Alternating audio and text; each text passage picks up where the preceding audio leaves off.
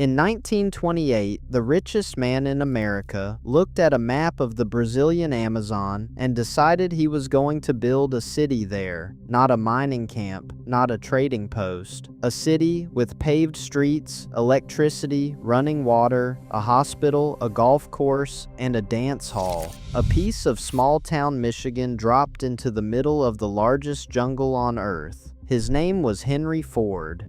He had already changed the world by putting a car in every driveway in America. Now he was going to change it again by bending the Amazon rainforest to his will. He would spend 17 years trying. He would lose the equivalent of over $350 million in today's money. He would never produce a single drop of rubber that ended up in a Ford vehicle. And he would never once set foot in the place that bore his name.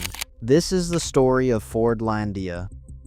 By the mid-1920s, Henry Ford had a problem. His factories were consuming rubber at an extraordinary rate, not just for tires, but for gaskets, hoses, and seals in every vehicle rolling off his assembly lines. Almost all of that rubber was coming from British-controlled Malaya and Dutch-controlled Indonesia. Ford did not like depending on anyone for anything. When a speculator approached him with an offer of 2.5 million acres of land on the banks of the Tapajos River in the Brazilian state of Para, Ford saw exactly what he wanted, a chance to control his own supply and to build something extraordinary in the process. In 1927, the Brazilian government formally granted Ford his concession, nearly 4,000 square miles of Amazon rainforest in exchange for 9% of future profits. Ford's negotiators celebrated. Not one of them had ever been to the Amazon. Not one of them had any knowledge of tropical agriculture. And not one of them thought to ask why rubber plantations had never successfully operated in the Amazon before, despite the fact that rubber trees were native to this exact region. In December 1928, 2 Ford freighters arrived at the site loaded with everything needed to begin construction: a disassembled railway, a tugboat, a prefabricated warehouse, and workers from Michigan who had experience building automobile factories but had never spent a day in a tropical rainforest. They began clearing the jungle immediately. Within the first year, 90 workers were dead. The Amazon killed through malaria, dysentery, and infected insect bites. Vampire bats bit sleeping workers at night. Venomous vipers hid in the undergrowth being cleared by hand. Before permanent housing was built, jaguars came into the camps after dark. In the first months, up to a quarter of the workforce could be found in the hospital at any given time.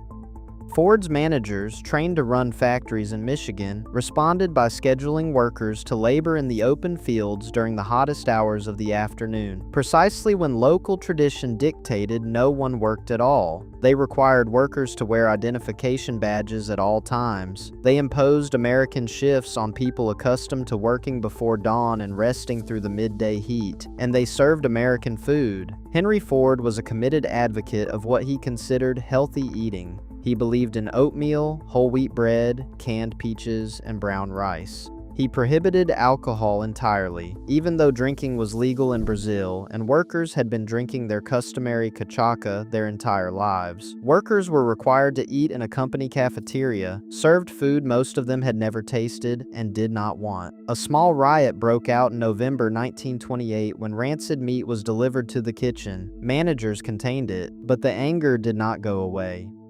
In 1930, the cafeteria shifted to a cafeteria-style self-service system in place of waited table service. This was intended to make lunch breaks more efficient. Workers who had been enduring bad food, brutal hours, and a prohibition on alcohol decided they had had enough. The riot that followed lasted 3 days. Workers smashed the cafeteria, overturned vehicles, shattered windows, and destroyed equipment across the settlement. The event became known as Quebra Panelas, the breaking of pans. Managers fled into the jungle or escaped onto boats anchored in the middle of the river to wait it out. Brazilian military troops were sent in to restore order. Henry Ford, sitting in his office in Dearborn, authorized more spending. He would build better housing. He would improve conditions. He was still certain the fundamental idea was sound. He was wrong. The rubber trees were dying.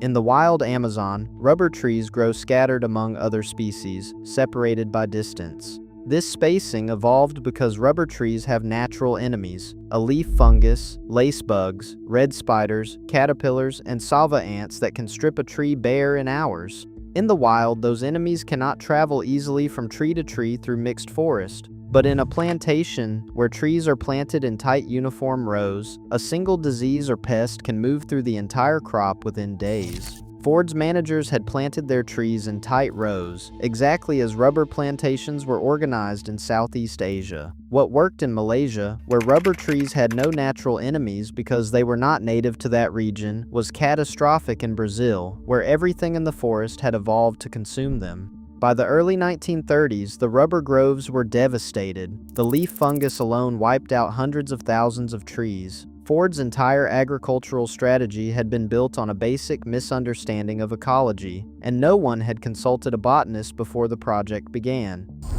In 1934, Ford's managers abandoned Fordlandia and moved the operation 70 miles upriver to a new location called Belterra. They replanted 3.5 million trees. They built 5 schools, a library, a golf course, and 2 swimming pools, one for American workers and one for Brazilians. By 1940, 7,000 people lived there. It looked for a moment like it might work. In 1942, American scientists successfully developed synthetic rubber from petroleum. Within a few years, synthetic rubber was cheaper and easier to produce than anything grown in a jungle. The entire reason Fordlandia existed simply ceased to exist. In 1945, Henry Ford's grandson sold Fordlandia and Belterra back to the Brazilian government for approximately $250,000. The total investment over 17 years had been around $20 million, over $350 million in today's money. Not one drop of rubber from either site had ever been used in a Ford vehicle. The workers left behind had no employers, no income, and no plan. The American managers went home. The machinery stayed. The hospital stayed, still stocked with supplies and equipment from the 1930s. And Henry Ford, who had received dozens of invitations to visit over 17 years, never came, not once. He died in 1947, having never seen Fordlandia. Today, roughly 2,000 people live in what remains of Fordlandia. Many are descendants of the workers who built it. They live in houses constructed by the Ford Motor Company in the 1930s, which are still standing, because American construction standards of that era were exceptional, even if the judgment was not. The old water tower still rises above the rooftops, rusted and overgrown. The hospital building stands, used now as a warehouse, still containing beds, a lead coffin, and parts of an X-ray machine left behind in the 1940s. The factory infrastructure remains, vines working through the windows, machinery sitting exactly where it was left when the last American manager walked out. A journalist who visited in 1993, 50 years after Ford's managers departed, found a town of 4,000 people, a hospital stocked with 1930s equipment, and no doctor. The town had been without medical care for years. When someone got seriously ill, locals put them on a boat and hoped for the best. Henry Ford had built a hospital with the most advanced equipment of his era. He built schools, a water purification system, and houses that are still standing today. He spent $20 million on infrastructure, and when he left, he took everything that mattered with him and left the rest to rust. That is Fordlandia, not quite a ghost town, something stranger, a monument to what happens when the most powerful man in the world decides he knows exactly what a place needs, without ever once going there to find out. Thanks for watching. If stories like this are what brought you here, subscribe to Off the Last Road, new video every week.